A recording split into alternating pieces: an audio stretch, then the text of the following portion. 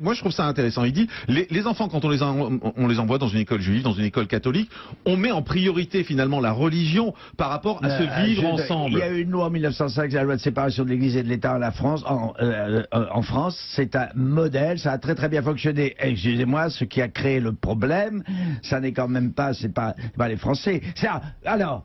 Je repense que ce que me demandait tout à l'heure Jean-Marc. Des exemples, dit-il avec sa fouille habituelle. Bon. D'où vient le problème? D'où vient le problème de l'atteinte à la laïcité, sinon des musulmans? On le dit ça? Ben moi je le dis. Alors voilà un exemple. Vous allez encore me dire, vous n'avez pas d'autre exemple? Ça veut dire quoi? Alors, attendez, ça veut dire les musulmans sont les seuls responsables de l'atteinte à la laïcité pour vous?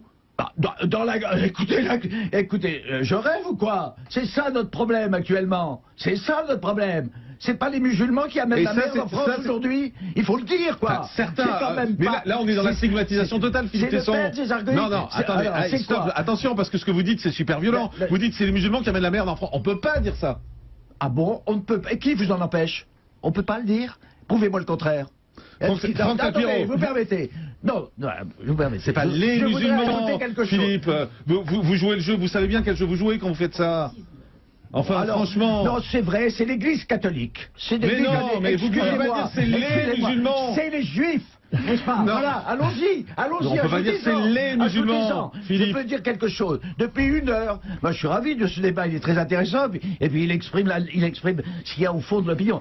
Mais pas une fois on a évoqué, mais c'est comme ça en France, les choses concrètes. C'est pas les musulmans, c'est le fanatisme le problème. C'est pas les musulmans. C'est pas la même chose. Pour reprendre la parole sur l'école. Les fanatiques aujourd'hui. Mais dites les fanatiques, mais dites pas les musulmans.